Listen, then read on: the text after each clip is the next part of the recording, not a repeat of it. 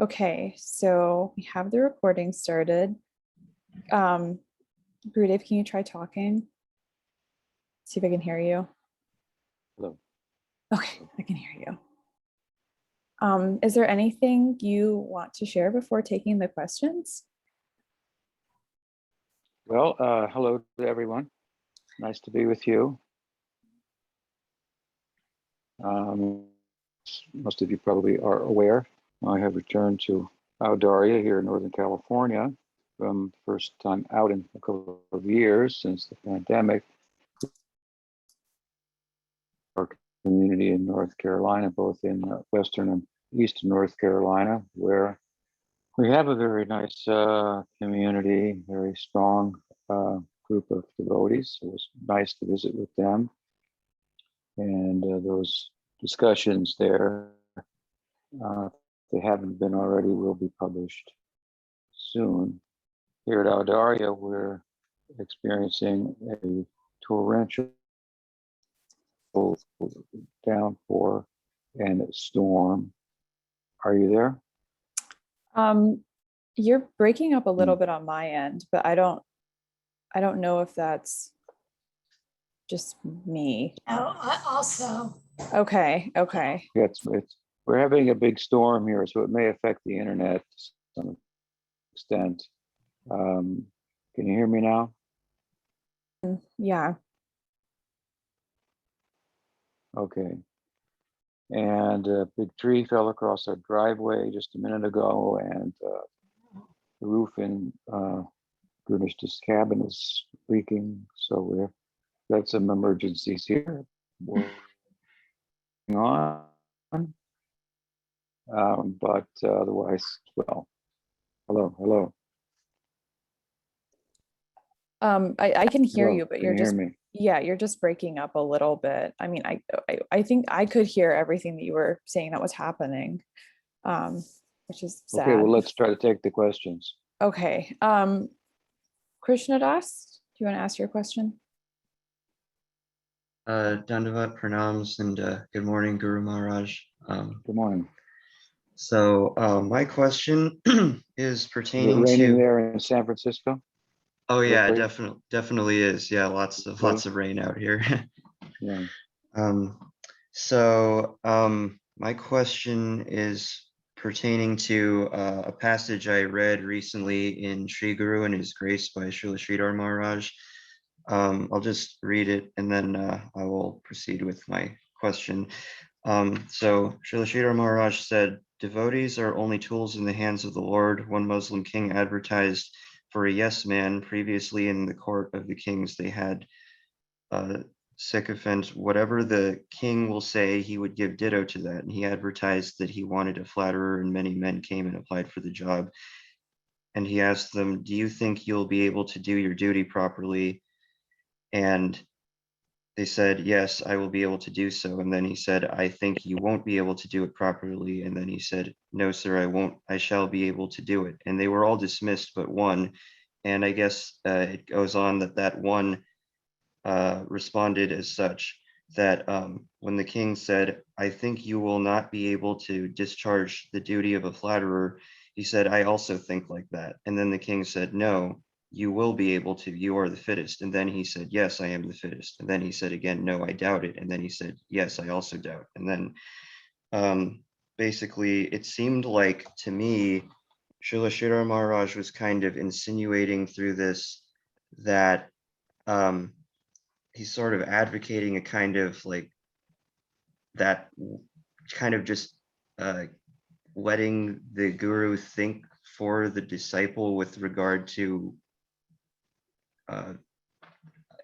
almost anything. I suppose maybe I'm just misinterpreting it, but it kind of seems to be it seems different than some things that I've read from yourself and Srila Prabhupada. I remember reading several articles of yours on one of your websites, kind of explaining, the difference between relative and absolute features of the guru, and that, the sort of, or at least what it appears to me, that the idea that the guru will think for somebody in all circumstances, and that the person will just give ditto to that, is not really recommended, and that it's not expected that a guru would have absolute authority on topics that aren't necessarily related specifically to Shastra, Tattva, etc., and that there is some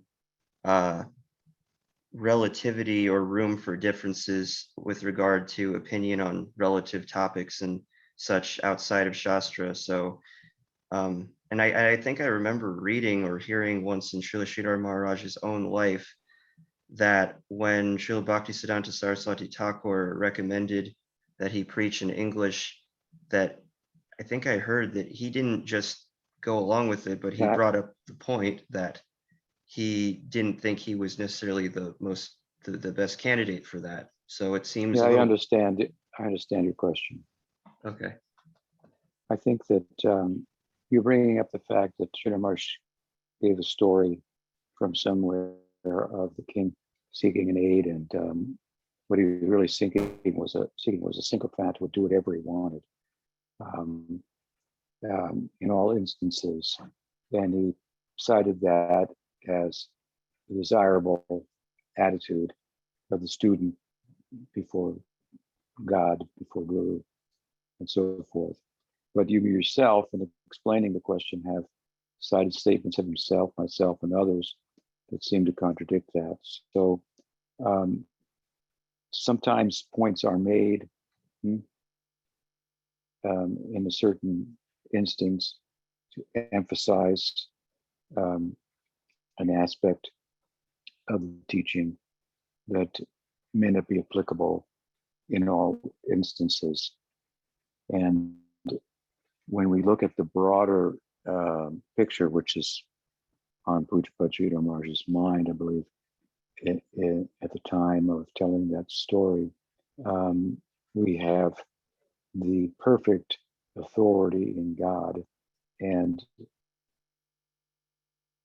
God has the whole, Bhagavan has the whole picture, and we don't. We have a partial picture at best, and thus it behooves us to do his bidding as he likes, even if it doesn't seem to be the case necessarily. That's like an overarching kind of metaphysical, theological perspective.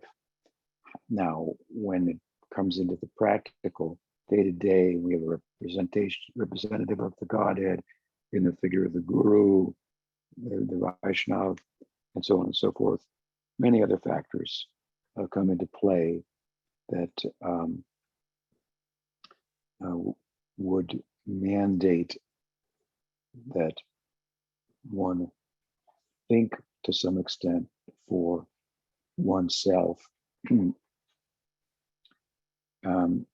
rather than conducting oneself as a sycophant. So you have to kind of like look and see, yeah, this is a valid perspective in an overarching sense. And he's saying this in order to advocate Sharanagati, which means surrender, submission, faith, which are the aspects of bhakti in practice, sadhana bhakti, that we emphasize, the culture of faith and the petition of the absolute that I might do your bidding rather than follow my own perception unto itself and so forth. So the service attitude, it's stated in the Purana that Atashi Krishna Namadi Nabhavet Grayam Indrai Sevan Mukhi Jivadu Swayamrita. With material senses, we cannot find our way, we cannot not understand God, and so forth. So, we don't have the full picture. We're blind to some extent. Our senses are imperfect. We need a perfect guide, and we need to perfectly follow.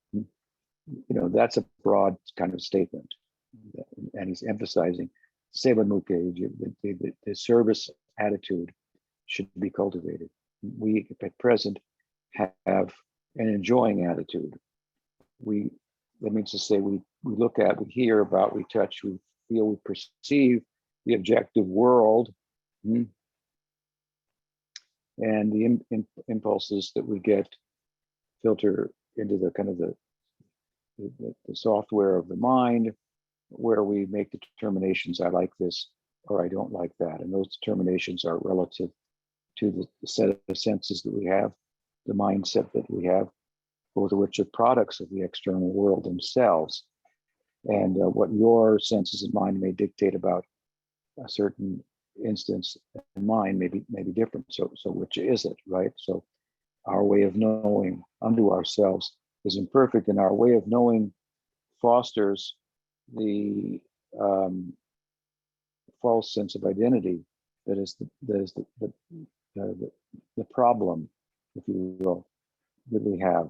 So, for example, without thinking along these lines, we are naturally prone to see the external world, sense objects, and so forth, as things that I can take advantage of for my purpose. So, in a broad sense, I'm saying you're the center. We've made ourselves, without thinking about it, the center, and we see things in terms of how they can be utilized for my purpose, when the my in the I is false. So rather than being a servant of the environment and connecting it with its source, we seek to inadvertently disconnect it with the source and make ourselves the center, and everything feeds our purpose. So the enjoying ego has to be replaced with the serving ego. In Gyan, in Advaita, in yoga of the sutras of Patanjali and so forth, there is more of an effort-based approach to overcoming a false sense of identity. Whereas in our case, in bhakti, we overcome that by service. In other words, we convert the enjoying ego into a serving ego. That's like, those are the antithesis of one another. So the power of the serving ego, the point is to overcome the enjoying ego, to invoke and produce, to cultivate, let's say, the serving attitude is a very powerful and comprehensive way to retire the enjoying attitude, rather than just fasting from participating in the external world, so to speak, withdrawing, cultivating renunciation unto itself based on the knowledge that what's out there, so to speak, are just appearances here today and gone tomorrow. That's very kind of effort-based, if you will.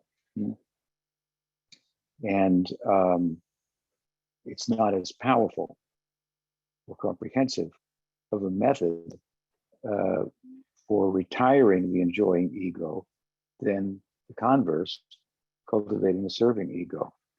If I want to stop suffering, I may, based on the knowledge that the sense objects are ephemeral, I don't pursue them in terms of enduring or happy life. I have that wisdom, for example, of the Buddha. That wisdom is mentioned in the Gita also. Attachment is the womb from which suffering is born. So attachment to things, thoughts about things, and so forth.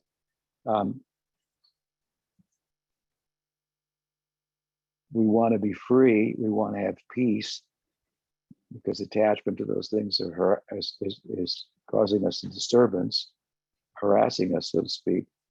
So we seek peace by flexing our knowing,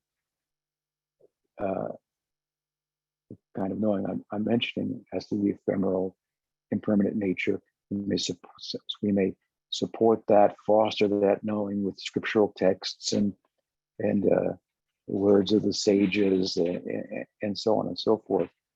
But there's a greater chance of falling back into that than there is if, instead of doing nothing and just focusing mentally, intellectually on impermanence, for example.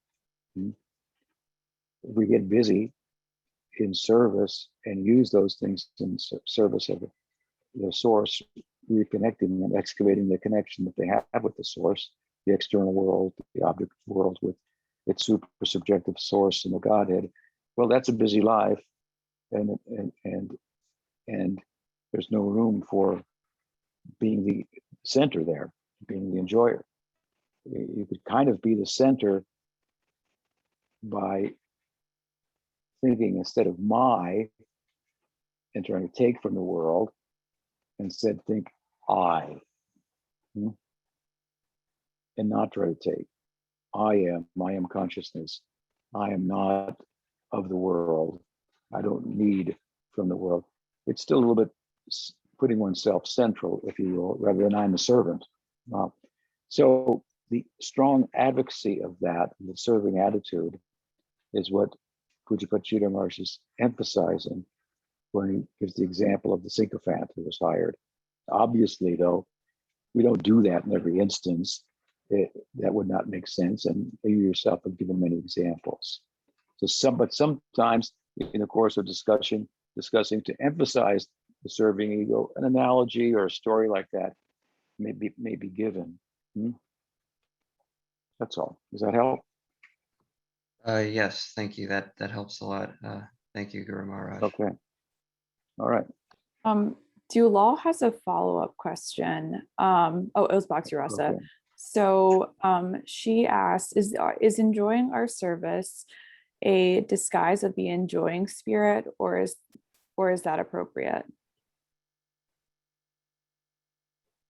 Well, we enjoy serving Krishna because there is ananda derived from that, to the extent to which one's mind and senses actually become absorbed in the service, be that the service of hearing, chanting, or practical service, for example, to the deity, to the guru mission, if there is one, and so forth, and other angas, limbs of bhakti as well.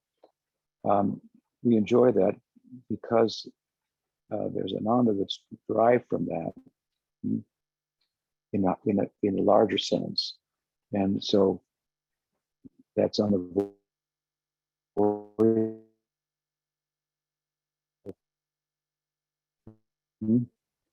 That it is blissful for Bhagwan, and he takes pleasure in that. Therefore, it's said about the gopis of Braj that while they don't pursue bliss unto itself, but service to Bhagwan, there's great bliss derived from that, and they enjoy it because it gives him pleasure to do so. And I'm speaking about it in a higher sense. There are examples of dismissing the bliss because it gets in the way of the service. The famous example of Daruka, Krishna's charioteer in Dwarka, in his princely lila, was fanning Krishna, but he was overwhelmed with bliss, and the bliss in the form of tears and practically fainting, were getting in the way of being able to fan him. So he cursed his bliss. So there's but still, it didn't go away. So there's an example of, I think, what we're calling for, that we don't pursue the bliss unto itself. We pursue the service. Bliss is an inevitable result, and Krishna takes pleasure in the fact that his devotees are experiencing that bliss. And after all, he's blissful, so association with him results in that.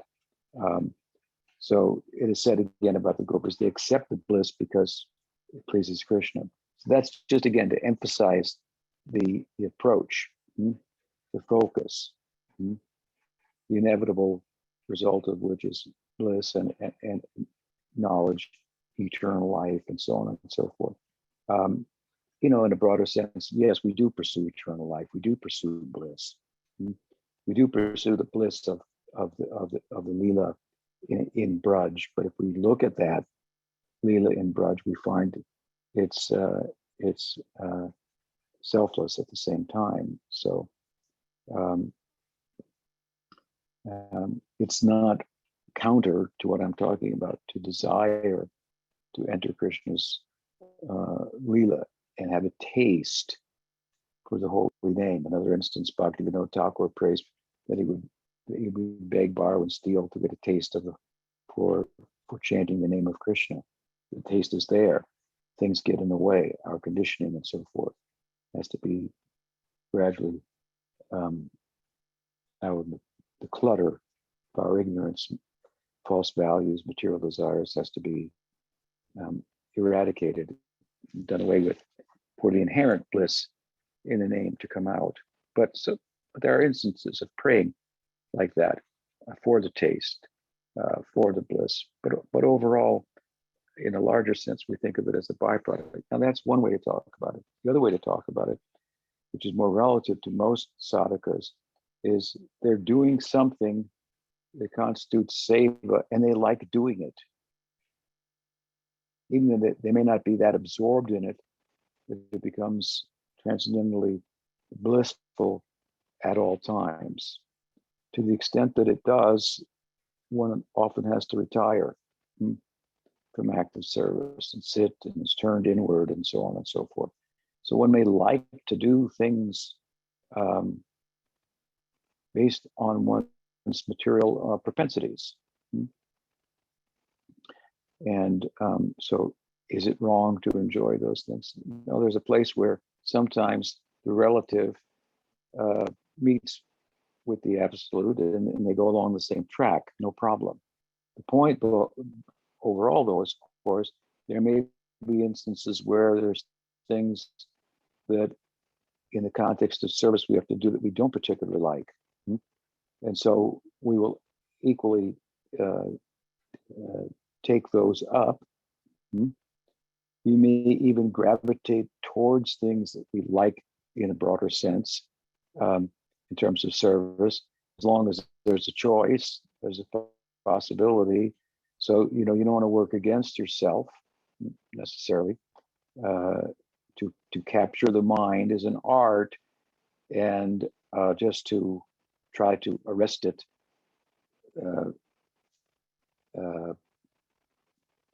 without doing it artfully and working with it will be very difficult. So to work with the mind, there's room for that. There's more than one way to enter a house. You could go through the door, you could go through the window, you could go through the chimney, you could come up through the septic tank, I suppose, if you wanted to, through the plumbing.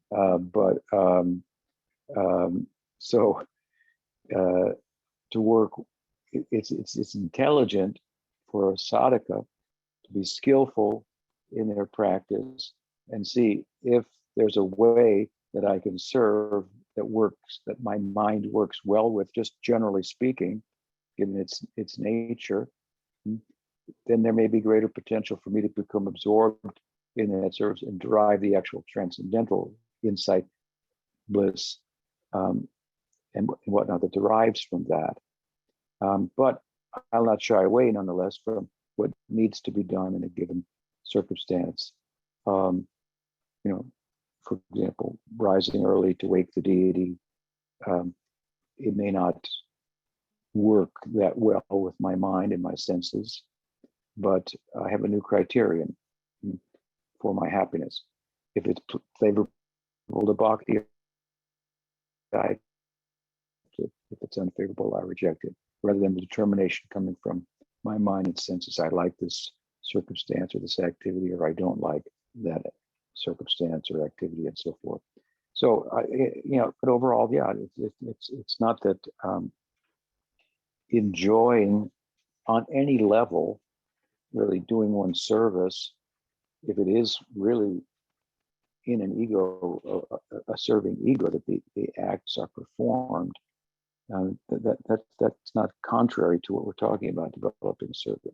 That's not a problem. Now, it is possible that I'm enjoying my service, and what I'm really enjoying is a byproduct of the service rather than the service itself.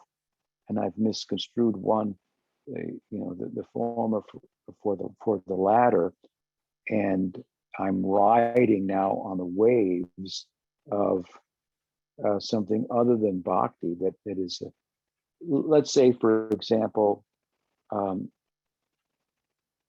a musician, so I engage in kirtan. And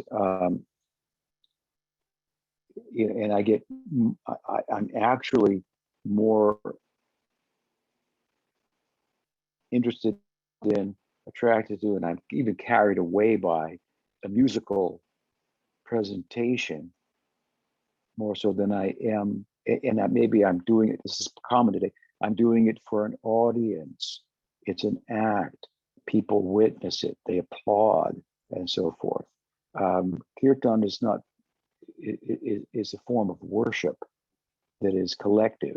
So the kirtaneer is doing worship, and other people, by participating in it through response, are worshiping.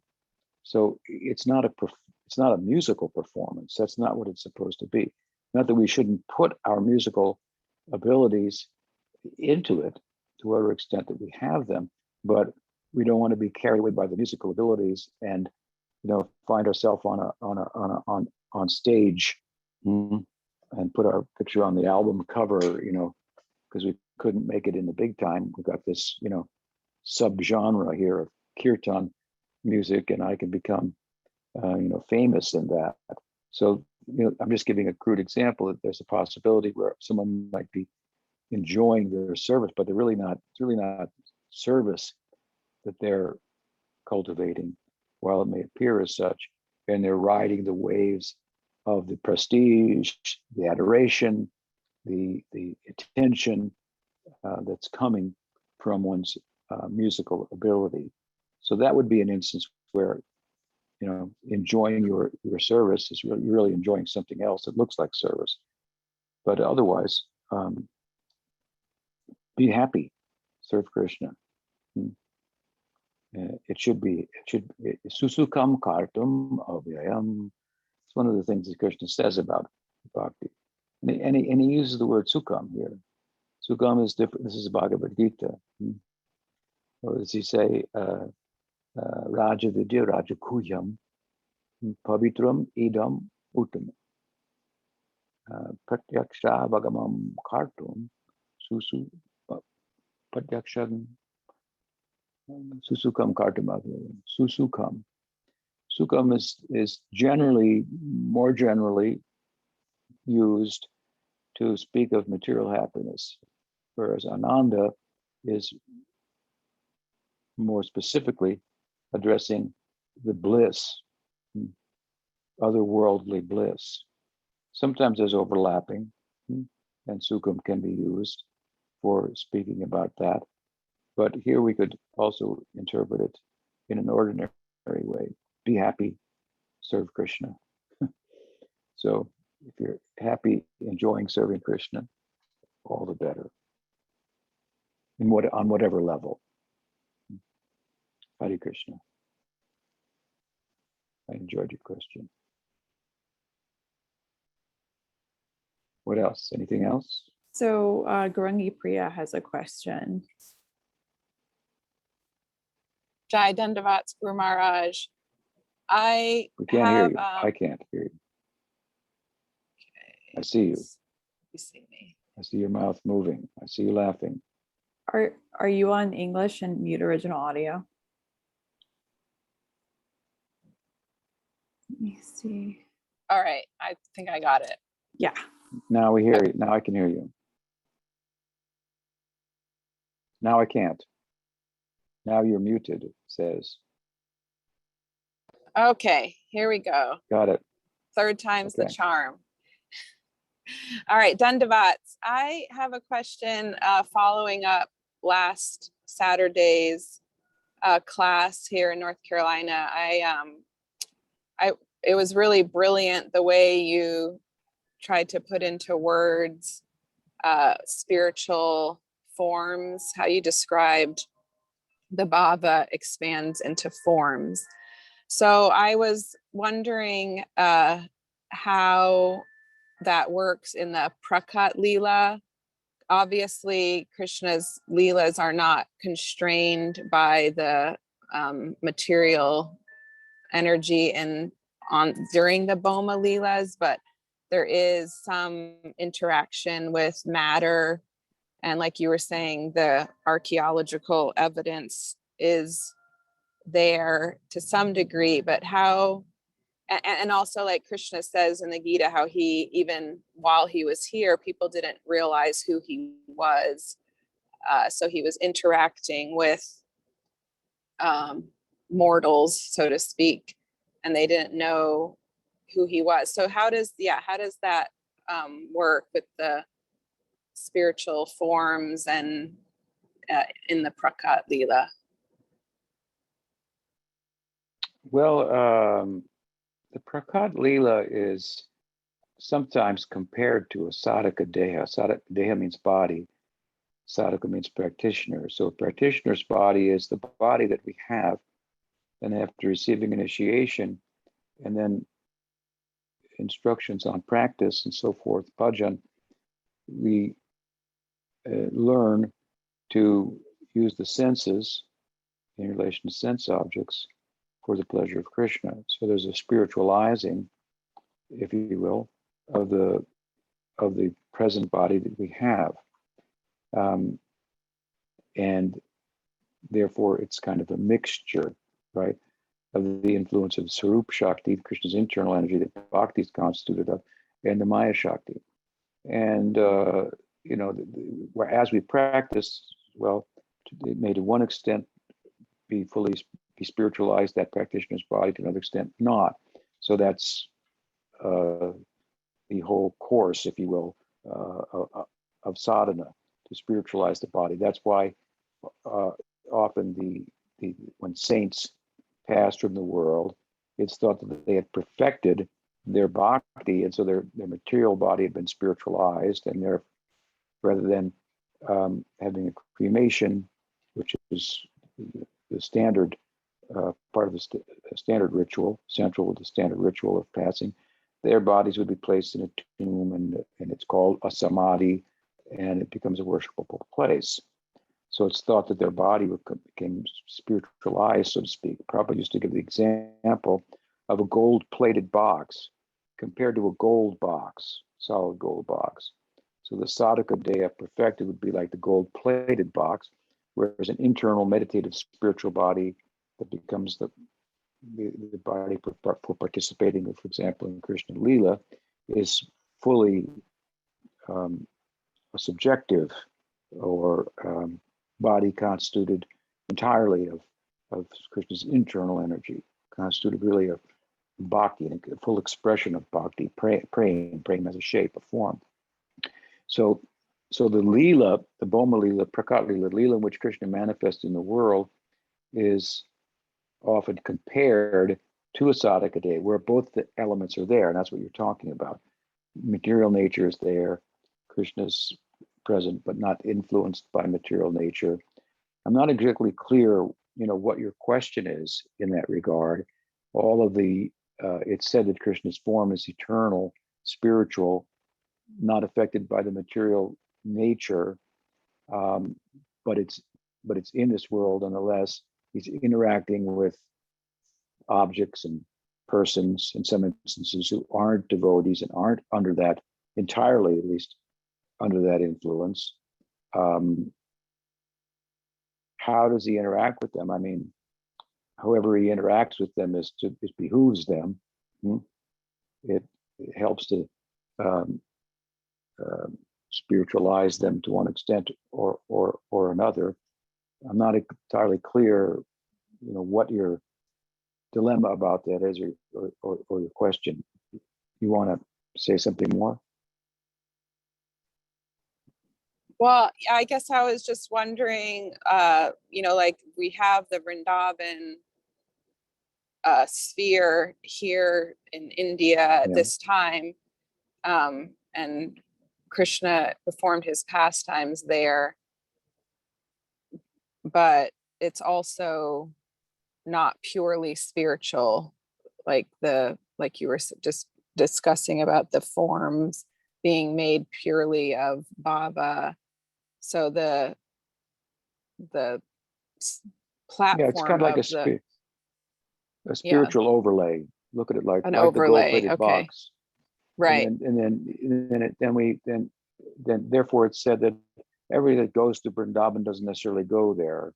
And it is a consciousness. So therefore it's said in the Varaha Purana, for example, there are statements about Vrindavan on earth, the place that Krishna appeared and so forth, that can only be experienced by those who are living entirely in the Vrindavan consciousness, like going to the Chirchor Ghat where Krishna stole the cloth of the gopi, or let's say to go to, we're talking about the Kaliya lila.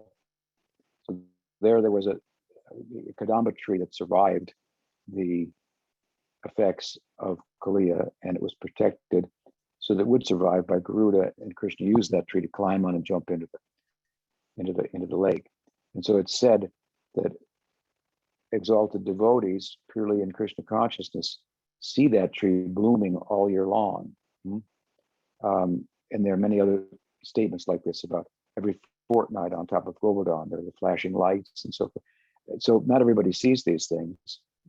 So it's because they're not living in the consciousness of Vrindavan on earth. So it kind of serves, two purposes. It is a portal to the internal lila. It is a very special place. Extraordinary things can happen to you if you're there that might not happen otherwise. But at the same time, there's a material aspect to it as well. And again, the example of the Sadhaka Daya is appropriate. Example of the deity is another example that's sometimes given. Looks material, but spiritual, depends how you look at it. If you learn to look at the deity with a serving attitude, you can find that he can talk and walk and so forth. But it otherwise just looks like a statue, right? So it's a question of consciousness to perceive the Dham for what it is. Does that help? Yes, thank you. Okay. Good. Anything else? I'm wondering if there's other questions in like different languages, maybe. Okay.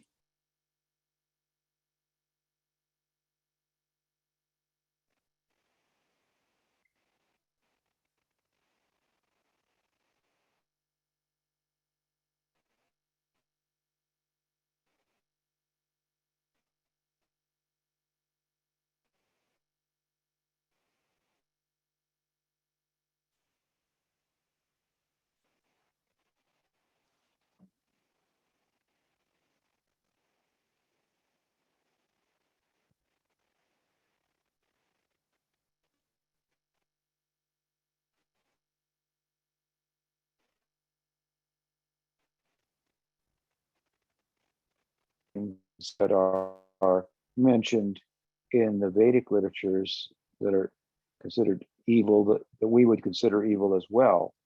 There may be some things that we would look at differently now. So it's not just one or the other. Teach, the Bhagavad Gita teaches, the Mahabharata teach these Smriti texts and so forth, is that there is a good and there is an evil. There is a good, there is a bad. That these things are ontologically grounded. Can you hear me? Yes. They're ontologically grounded. In other words, if life was no more than dust in the wind, if you will, there would be no good or bad. Those would only be human constructs. that have no ultimate bearing.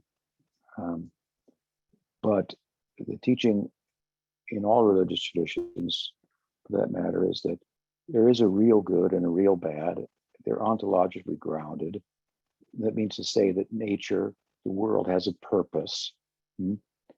There's a purpose for us, and the purpose is to transcend the temporal and enter into the eternal. Basically, that's the teaching of in all religious traditions.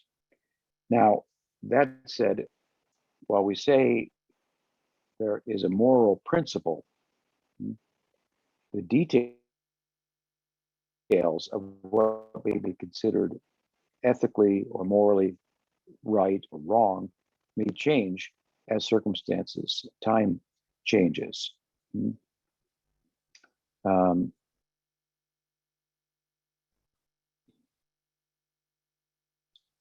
So moral principles are one thing. What the details of right and wrong are in certain circumstances, that's subject to change. That's one way to look at your question, but I don't know the specifics that you're referring to. But let me give you an example to maybe illustrate. Well, there are any number of examples. You've got an entirely different culture. Education is very limited in terms of who it's extended to. In Vedic culture, it's an agrarian culture rather than an industrial culture, and there are rules specific to that society and that culture. Let's say there's a certain place for men, a certain place for women that we would not agree with in today's world, but the circumstances are entirely different. So I used education, I mentioned, so that education is hardly available. Some Brahmins, otherwise people learned skills that were relative to their caste and executed their dharma, relatively speaking, dharma accordingly. Now education is widely available. Women are educated. So their roles, may be different. So these are, again, details. What's good, what's bad. It depends. If you're on a desert, it's bad to spill water. If you're, living in a place where water's plentiful, well, it's not bad to spill water. So there's some relativity that determines the right, the wrong, the good, and the bad in any given circumstance. But in overarching sense, there is a good, there is a bad, and how to attain the ultimate good, the absolute good. And there are certain ethical considerations that we should take in. I mean, what our ethical considerations may be, what is our yama and niyama, what is our acceptable and unacceptable, what is favorable or unfavorable, that will be different than what it will be for ordinary people.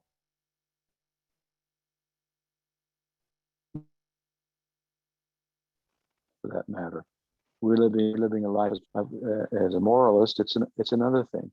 So what may be morally correct, good, transcendentalist. He may forego certain moral obligations that would be expected to be observed by someone living within the scope of what's morally right and wrong without being involved, excuse me, in the pursuit of transcendence. So, like, for example, you have the path of dharma in the ordinary sense of the word. This is the karma marg. It's governed. It has its rights and wrongs, and they don't necessarily pertain to someone on the prema dharma path of bhakti. It has its own rights and wrongs, and often they correspond with the rights and wrongs of the moral path, but a fair amount of time they don't, and they're crossed over. So the details of what's right and wrong are somewhat relative. Answers the question.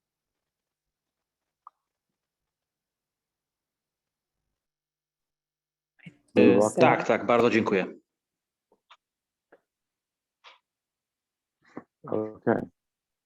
Tak, pasuje, dziękuję. Okay, so while you were answering that question, a bunch of other questions came in. So like 4 came in. Okay. Yeah. Okay, so let me scroll up some. I think that this is the one. So Bhajan Das asked, how can one know if it is appropriate to study certain subjects that are normally marked as confidential subjects? No, you ask your guru. Simple.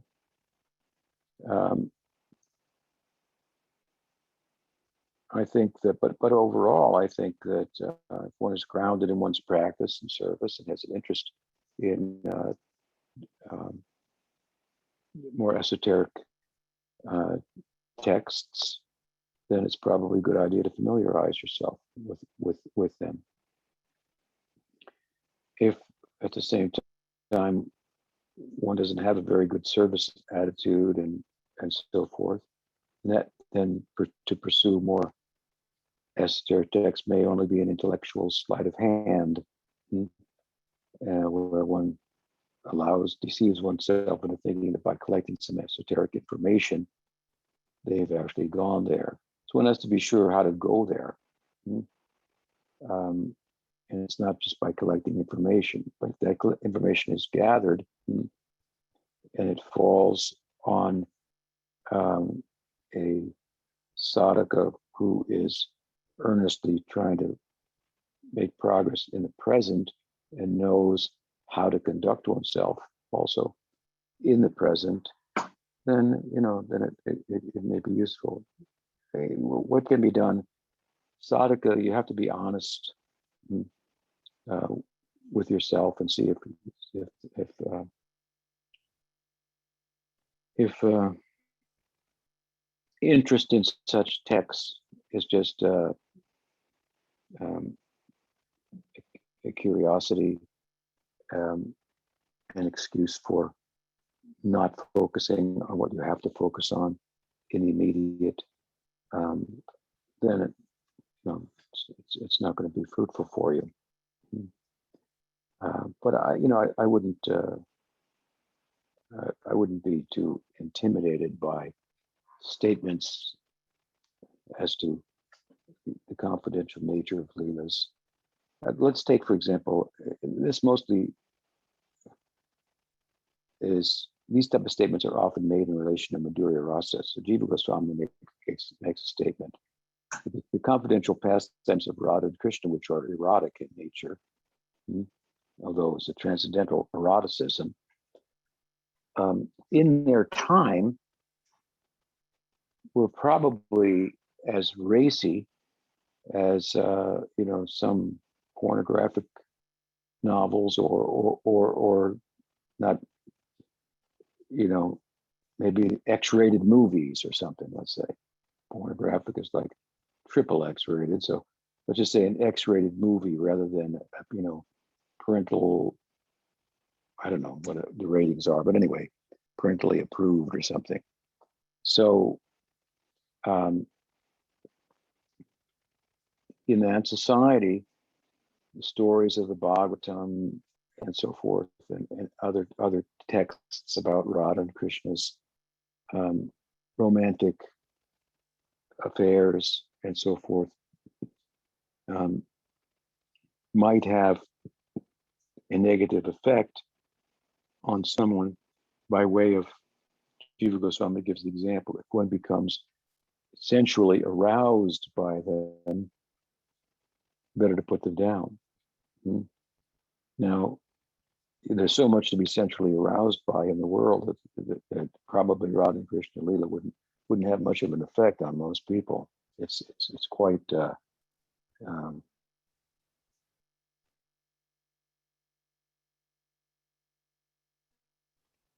conservative. So that was a test anyway that he gave at his own time regarding that. So, one has to test the waters and see. That's just not the only example.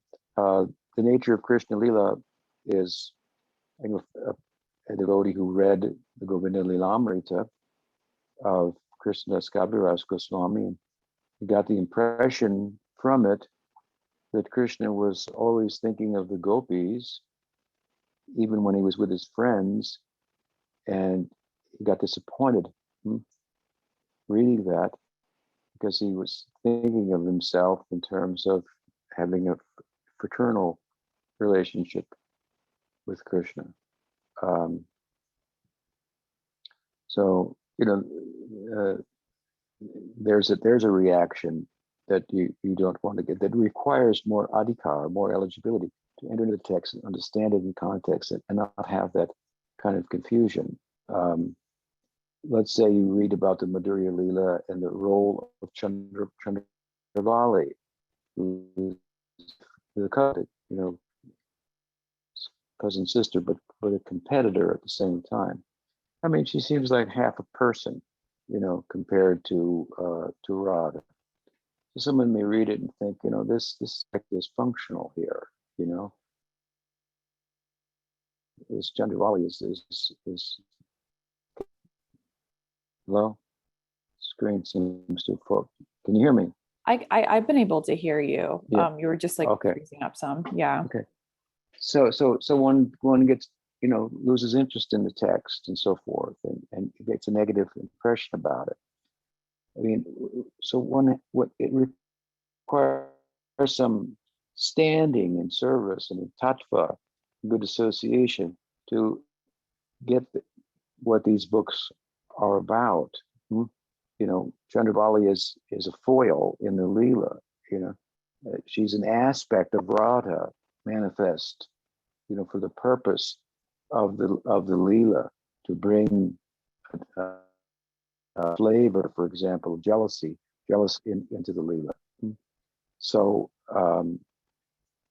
it's describing bhavas. So it requires some understanding. Otherwise, one can read the book and think, oh, I'm going to check out the more higher topics here, and not be able to understand them and come away with an impression doesn't foster one's bhakti. So there may be different reasons for that, or they may be too technical. A book like Ujjwal Nilamani describing technical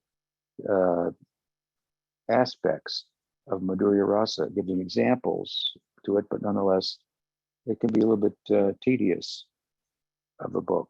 So, I think that there has been an overemphasis on not reading confidential books, if you will, topics. Some of it by my Guru Maharaj coming to America, meeting, members of the free love community in the 60s and the 70s, and not wanting Radha and Krishna's Leelas to be misconstrued. So I think he gave us, strong emphasis, thinking he was here and these young people were immoral and so forth. So how would he, help them to understand the godhood of all, in the background of majesty and Aishvarya to the Madhurya, the Aishvarya meaning the godhood of Krishna in the context of acting like an ordinary person. I say he's human-like, so like means he's not human. So I think that he emphasized it strongly in that way, and that may be taken to emphasis to a fault. So in our group, I think we kind of come in the middle, and that's my answer. Hope it helps. What else? There was a question from the Brighton Sangha from Madan Mohan Das. Okay. Maharaj. Hello. Okay. So I was reading Sri Bhaktivinoda Thakura a little while ago, and I came across a verse that I was wondering if you could help us understand.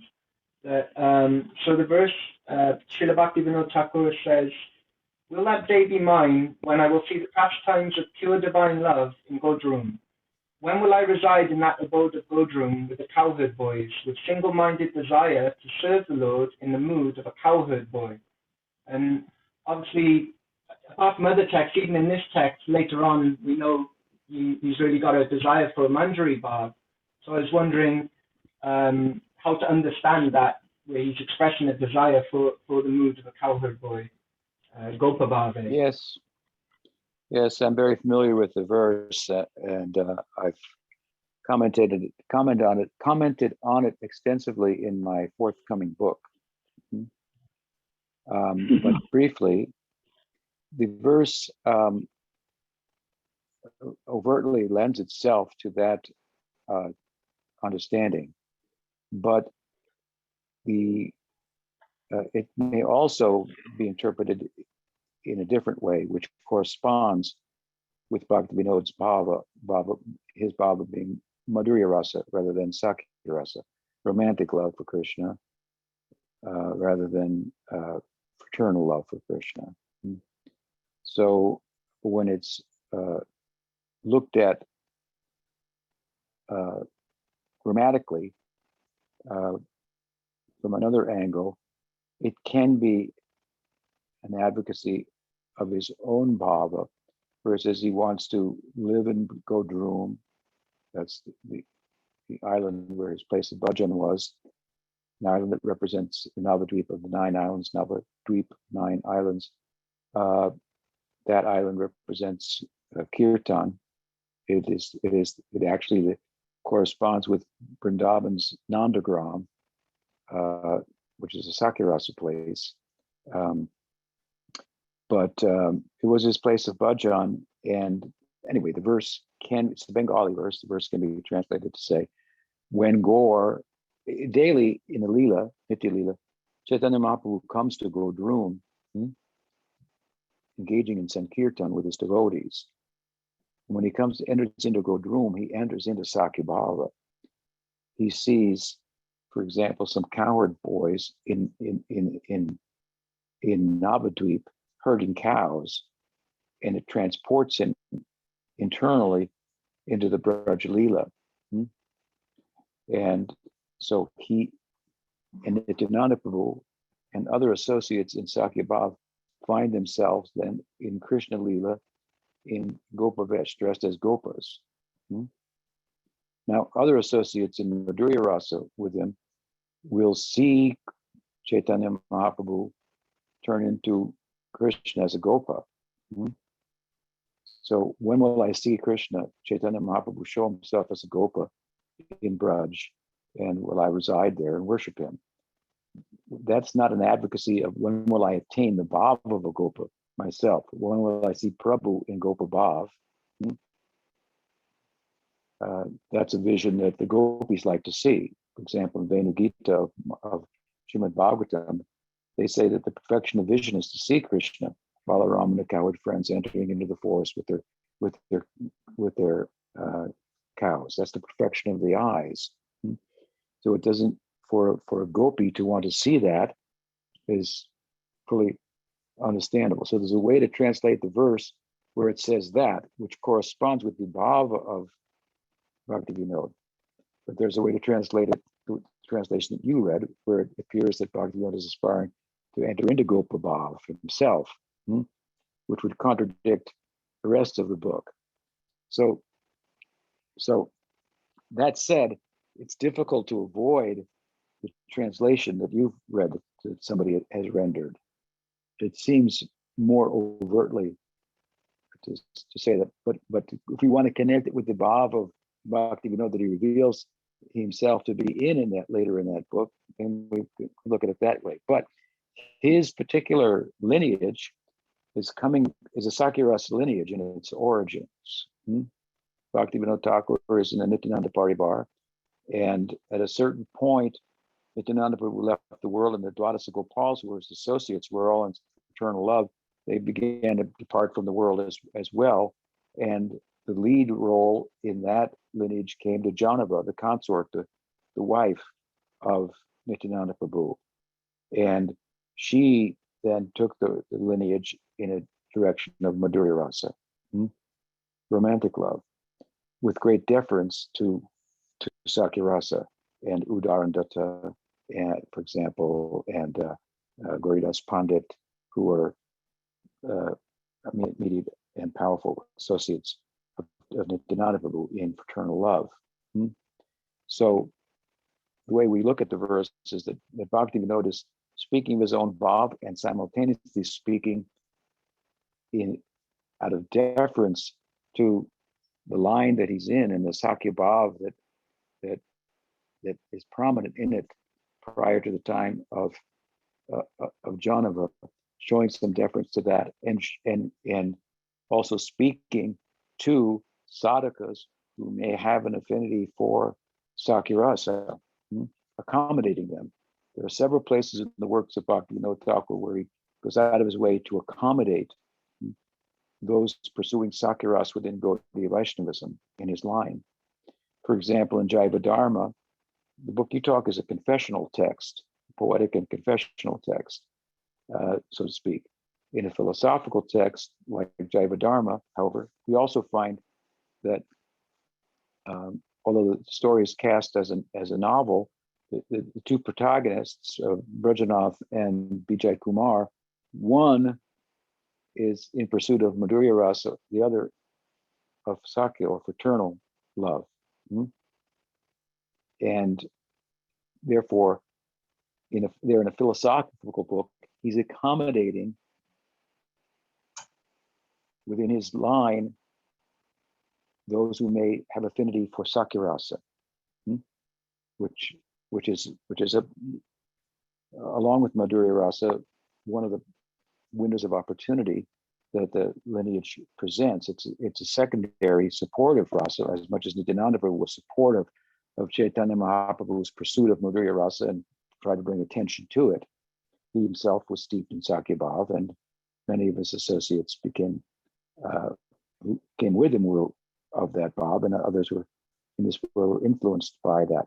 So Bhaktivinoda Thakura is accommodating that in his philosophical work, the main philosophical work, you could say, Jaiva Dharma, which is based on the Sandarbhas and Ujjval Nilamani. First part is based on the Sandarbhas. The second part is based on, it's kind of a synopsis of Ujjval Nilamani. He's accommodating Sakya Rasa. So in this verse that you're referring to, he's also accommodating, there's a space for Sakya Rasa. He's saying it in such a way that Sakas can use this verse and think of this moment in Gaur Lila, and by citing the verse, which I recommend to those in pursuit of Sakya Rasa before chanting japa, you can chant this verse with Bhaktivinoda Thakura's blessing. So he's giving a blessing to Sakya Rasa, and at the same time you can interpret it in terms of Madhurya Rasa. So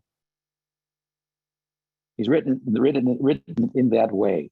Does that help? Wonderful. Thank you, Guru Maharaj. I can see your eyes, but I can see your wife smiling. Okay, I guess you're smiling too. Okay, so Thank you. and it's the grammar and all is explained in my book, so it should be out soon. We look forward to it. Okay, Hare Krishna. Another question? Yeah, let's see. The next one is from Sajan. Do you want to ask your question and unmute yourself? Yes, certainly, Didi. Thank you. Thank you. Dandavats Maharaj. Hare Krishna.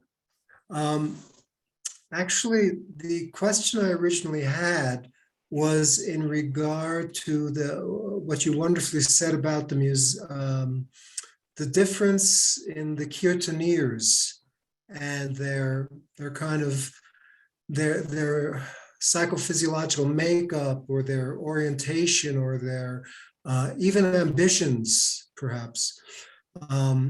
And I was thinking that, well, in my own experience, I've heard so many different types of kirtaneers and bhajan singers over the years, decades. And I've noted that if I don't really kind of take an analytical approach with them to kind of look at them with a rather dissecting eye and judgmental eye, and just listen to the sound vibration of their music and their what they're singing, the bhajans that they're singing, tons. I only always have ever come away with a greater kind of depth of appreciation for bhajan, for kirtan, for the pastimes of Radha and Krishna, or or even puja. It could even go deeper into puja, or even some greater affection for the divine couple, say.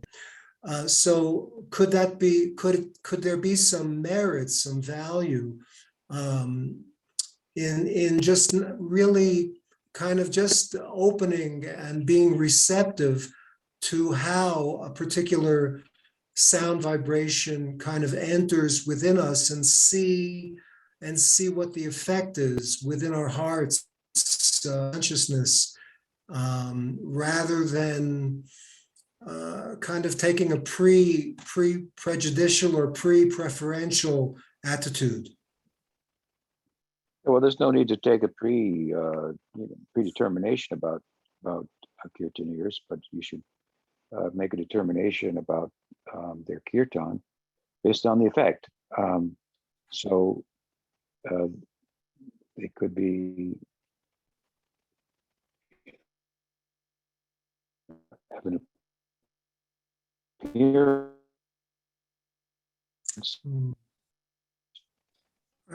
Can you start? Yeah, we can't hear you. Yeah, Can you start over, Gurudev? Or Nobody can hear us. and oh, can you hear me now? Hello. Yes. Yeah, can you start Right over? now? Yeah. Well, okay. Yeah. So I think that, there's just, you don't have to make a predetermination about anybody. Nobody's recommending that. Make a determination after listening. So if it affects you positively, then in a general sense, fine. And if it doesn't, well, then, so be it. I think that there's a number of things that could be said about this. Can you hear me? Hello? It's broken up. I didn't catch much of that last couple of sentences. Well, I want to go into it a little bit and say that kirtan, as performed by Chaitanya Mahaprabhu and his associates, was not a classical form of music, but it involved simply the kol, which is a clay drum, and kartal, kol kartal. So the emphasis was not really on the music, but on the chanting, and it was very participatory in its nature. So a lot of people do kirtan these days. It's not very participatory. It's like, sometimes it's like kind of like a new age genre of music, and it's really, that's really different than what the mode through which Chaitanya Mahaprabhu was trying to involve people in participating in the wealth, the prem of the of Nam Sankirtan. So I think there are obvious instances in which music is getting the better hand. Now that doesn't mean it's entirely bad, and people have a penchant for listening to music and getting emotionally, affected by it. And if in the context of something that's more musical, there's Krishna's names are being chanted nonetheless. Well, it can still have a positive effect. But for the kirtaneers, they would do better, to not be so absorbed in the kirtan. So, like, let's say for example, George Harrison of the Beatles, from my time, our time, you and I, wrote a book, a song called "My Sweet Lord," and he chanted Hare Krishna in it. So a lot of people heard that, and it turned their attention to Krishna, and so forth. He was a devotee of to an extent, also, but it was a hit record, so there was more to it. So I'm not saying it can't necessarily have a good effect, and it's also possible for someone to draw something good out of something that's marginally good. In the stage of ruchi, a higher stage of sadhana bhakti, where one actually has a taste, there are two divisions. In one division, the first division, one will derive a taste from hearing the kirtan or hearing the lecture. If the kirtan is musically tight, rather than off key and out of beat and something like that, or if the lecture is well presented, good points are made, there's some intellectual integrity to the presentation and so forth. Whereas when one's ruchi is deeper, then he or she can draw from a taste from a kirtan that's out of key, or a lecture that just has one good point in it. Otherwise, the lecturer doesn't know that much even what he's talking about. So that's another way of thinking about it. On a deeper level, there's a famous story of the Bhagavad reciter who was a professional reciter who set up camp next to the Bhajan Kutir, the place of worship of Gaur Kishore Das Babaji. And he thought, if I recite Bhagavatam here in this place, Babaji just lives next door. He's famous as a siddha.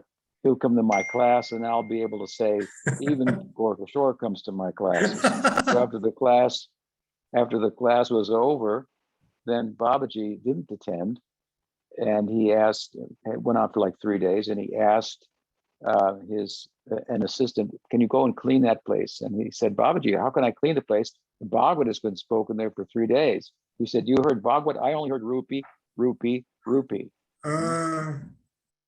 So that's there as well. So there are different ways to think about it. But yeah, I mean, I was speaking more about the kirtaneers and the potential for them to get distracted. Sadhakas can get distracted too, listeners, by just the musical aspect of it. But if it has a positive effect, even in a broad sense, no harm.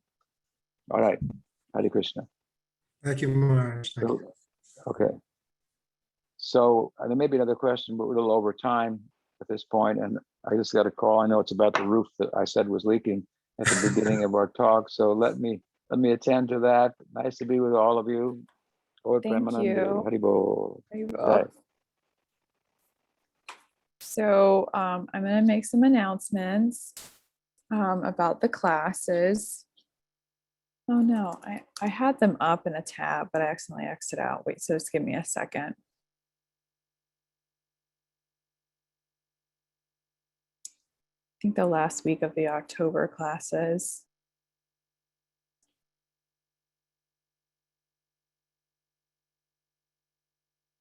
Okay, so on Mondays, Hari Priya is giving classes exploring the land of faith. And then on Tuesdays, Monster Masquerade, detecting dacoits of devotion, from Bhakti Rasa. And then on Wednesdays, Dulal is giving classes on Krishna Sandarbha. And then on Thursdays, Archana is doing her interviews, the beauty and messiness of a sadhaka's journey. And then on Fridays, Shamananda is giving classes, Vishramba Guru Seva, the life of Swami Bibi Tripurari. And then on Saturdays, Ashamaras is giving classes, How Great is Bhakti, exploring the reach of a powerful force. And then on Thursdays, I forgot to mention this with Thursdays, Padmanabha Swami is doing the Istagoshi on at 8 a.m. Eastern ETD East. Sorry, you guys, I'm a little tired. You can look at it in the email. And then on Sundays, we're back here. Okay. Thanks everyone for the questions and everything. And I will see and hear you later. Okay. Very well. Thank you. Dzięki, Prabhu. Dobra robota.